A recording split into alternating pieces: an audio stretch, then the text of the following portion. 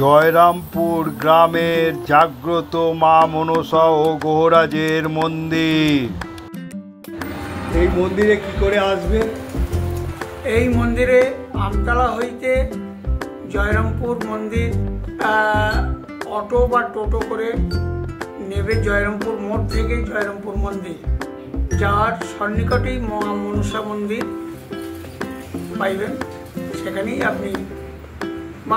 আজ আমি বেহালা 14 নম্বরে থেকে 235 নম্বর বাসে করে নিয়ে যাব আমতলা, এবং আমতলা থেকে আপনাদের নিয়ে যাব আমতলা চৌরাস্তা থেকে বিবিরহাট রাস্তা দিয়ে যাব জয়রামপুর। সেখান থেকে আপনাদের নিয়ে যাব অটো করে। সেখানে গড়ে উঠেছে জাগ্রত এক মা মনসা এবং গহরাজের মন্দির। এই হলো বাস স্ট্যান্ড, এই চৌরাস্তা, এইখান থেকে চলে যাবে। এ হলো আমতলা চৌরাস্তা, এটা বারুইপুর দিয়ে আসছে, এটা ডায়মন্ড হারবার, আর এটা ধর্মতলা বেহালা। আর এইখান থেকে চলে যাবেন জয়রামপুরের অটো ধরে মা মনসার মন্দির। এই জায়গা দিয়ে আপনারা টোটো পেয়ে যাবেন। জয়রামপুর যাওয়ার যে বলবে মন্দির যাওয়া, সেখানে গিয়ে মনসা মন্দির বলবেন, এখান থেকে টোটো পেয়ে যাবেন জয়রামপুরে যাওয়া। জয়রামপুর খগেশ্বর বাবার যে তোরণ আছে, এইখান দিয়ে ঢুকে অটো করেও যেতে পারেন, হেঁটে চলে যাবেন, 5 মিনিট লাগবে। এই মূল তোরণ দিয়ে হেঁটে আপনারা মন্দিরে পৌঁছে যাবেন। এই খগেশ্বর বাবার মন্দিরের মূল গেট দিয়ে মা মনসার জাগ্রত। আর এই হলো আমতলা দিয়ে আসার রাস্তা। আপনারা আমতলা দিয়ে অটো করে চলে আসবেন 10 টাকা ভাড়া দিয়ে।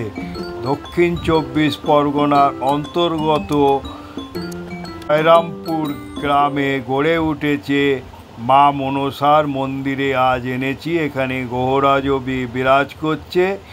এই হলো মন্দির। এইটা দেখুন কিভাবে এই মন্দিরে আসতে হয়, সেটা আপনাদের কাছে দেখিয়ে দিচ্ছি। নমস্কার বন্ধু, আজ আপনাদের জয়রামপুরে অবস্থিত মা মনসার মন্দিরে এনেছি। খুব জাগ্রত এই মন্দির। এখানে প্রতি শনিবার করে এখানে পণ্ডিত মশাই নানা প্রকারের ওষুধ দিয়ে থাকে, তা আমি নিয়ে যাচ্ছি। এই মন্দিরে আজ মা মনসার মন্দিরে প্রবেশ করছি। এই হলো, আপনারা এই দিক দিয়ে যদি আসেন, আমতলা হয়ে বলবেন জয়রামপুর খগেশ্বর মন্দিরের আগে এই মা মনসার মন্দির। আপনারা বজবজ হয়েও আসতে পারেন, তারপরে আপনারা ঠাকুরপুকুর হয়েও আসতে পারেন, বিবিরহাট হয়ে এই মন্দিরে চলে আসবে। আর এই মন্দির, এই মা মনসার মন্দির খুব জাগ্রত।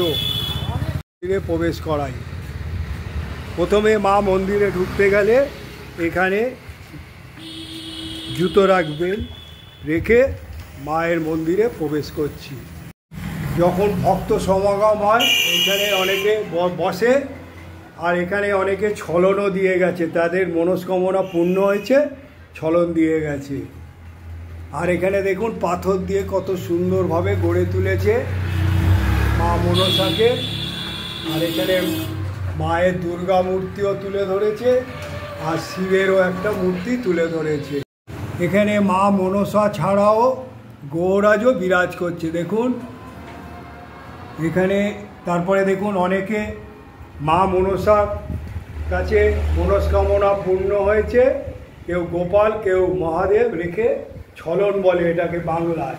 আর এই মন্দির পুরো পাথর দিয়ে সাজানো, কিন্তু এই মন্দিরে বলবো যদি একটু সহযোগিতা পায়, ছাদটা ভেঙে পড়ছে, তাহলে আরও উপকৃত হবে। এই ছাদটা দরকার এই মায়ের মন্দিরে। আপনারা এই মায়ের মন্দিরে আসবেন, খুব জাগ্রত মন্দির।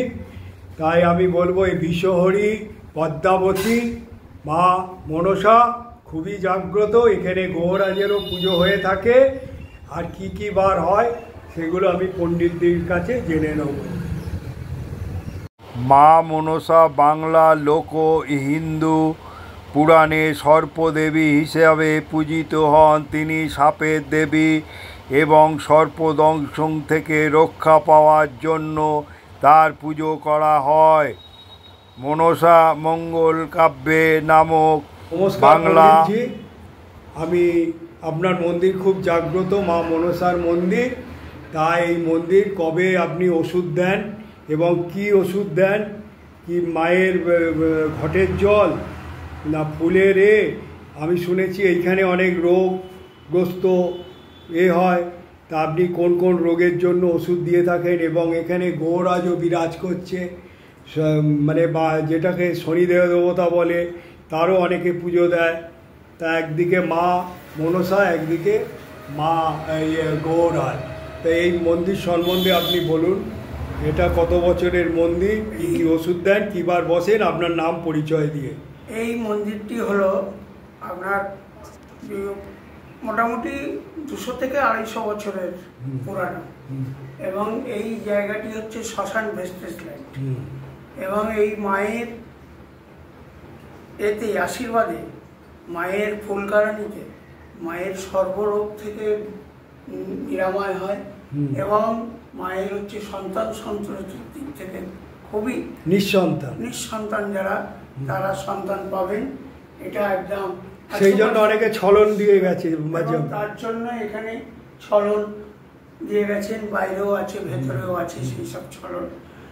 আচ্ছা, এছাড়া বাবা এই গ্রহরাজের নবগ্রহ আমরা কবচ দিয়ে থাকি, হ্যাঁ। এবং প্রতি শনিবারে সন্ধ্যে 6টা হইতে 8টা এবং দুপুর 12টা হইতে 4টে, হ্যাঁ, এই টাইমটা এখানে বসা হয়। সমস্ত প্রকারের রোগের আপনি ওষুধ দেন? সমস্ত প্রকার রোগের ঔষধ দিয়ে থাকা হয়। আচ্ছা, এবং মানুষের বিশ্বাসটা হচ্ছে বড় কথা, তা না হলে তো কোনো দেবদেবতা এবং ডাক্তারকেও বিশ্বাস করা যায়। হ্যাঁ, আমার পরিচয় হচ্ছে, আমার নাম হচ্ছে পার্থ ব্যানার্জি। আমি আমার দূরাভাষ হচ্ছে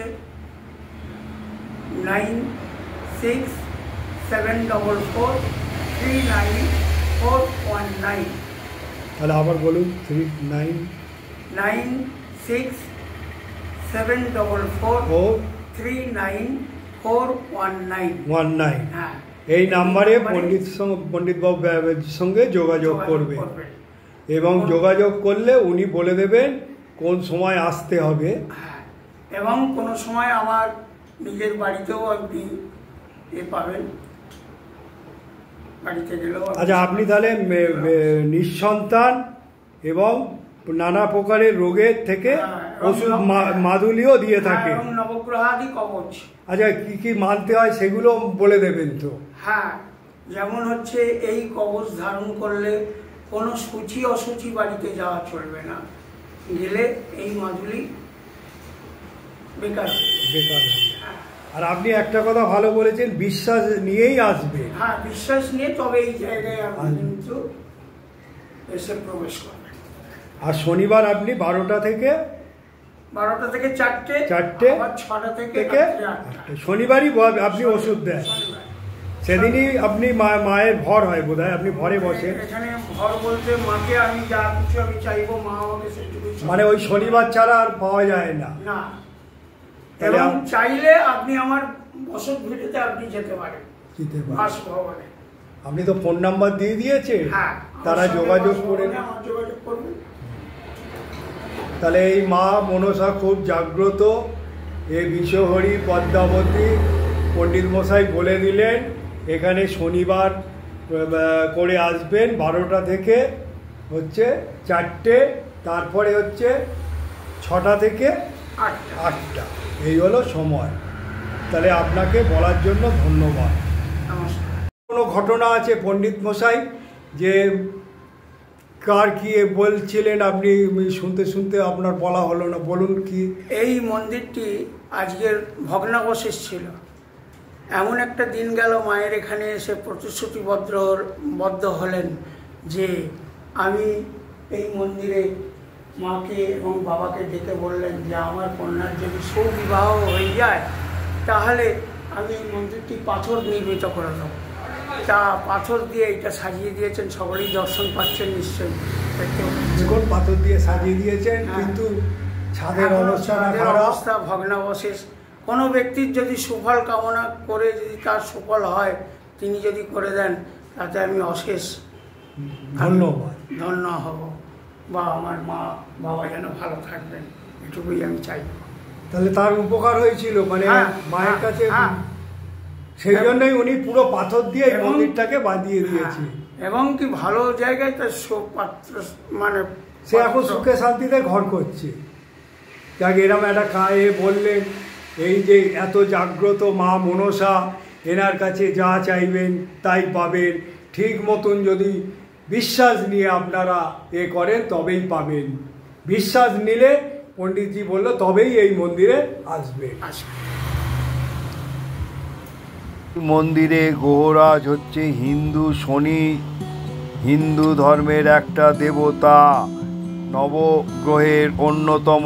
তিনি সূর্যদেবের ছায়াদেবী পুত্র এবং যমদেবের যমুনার সহচর। এই হলো শনিদেব। এই মন্দিরে কি করে আসবেন? এই মন্দিরে আমতলা হইতে জয়রামপুর মন্দির অটো বা টোটো করে নেবে। জয়রামপুর মোড় থেকে জয়রামপুর মন্দির যাওয়ার সন্নিকটেই মনসা মন্দির পাইবেন। সেখানেই আপনি বা আমার নাম, ফোন নাম্বারে যোগাযোগ করে নেবে, যোগাযোগ করে নিলেই আমার কাছে পেয়ে যাবেন। ঠিক আছে। নমস্কার বন্ধু, আজ আপনাদের মা মনসার মন্দিরে এনেছি, যেটা কিনা দক্ষিণ 24 পরগনা বিষ্ণুপুরের জয়রামপুরের অন্তর্গত খগেশ্বর বাবার মন্দিরের আগে। এখানে ওষুধও দেওয়া হয় শনিবার করে, সেটাও পণ্ডিত মশাই বলে দিলেন, ব্যানার্জি মশাই। আমি আশা করি এই ছোট্ট ব্লগটি দেখার পর আপনারা এখানে যোগাযোগ করবেন ফোন নাম্বারে। উনি ফোন নাম্বার বলে দিয়েছেন, এবং এখানে যোগাযোগ করে আপনাদের যে অসুবিধা সেগুলো এখানে তুলে ধরবেন। এখানে খুব জাগ্রত, কিন্তু বিশ্বাস নিয়ে তবেই এখানে আসবেন বলে দিয়েছে। আর অনেকেরই মনস্কামনা করে এখানে পূর্ণ হয়েছে।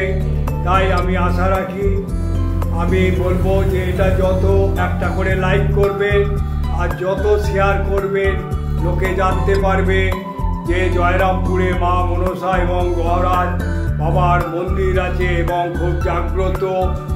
আর বলবো, এখনো যারা সাবস্ক্রাইব করেননি, অল বেলটা টিপে দেবেন। আমি যখনই কোনো ব্লগ বানাবো আপনারা পেয়ে যাবেন। আপনারা ভালো থাকুন, সুস্থ থাকুন, এই কামনা নিয়ে আমি আমার গন্তব্যস্থলে চললাম।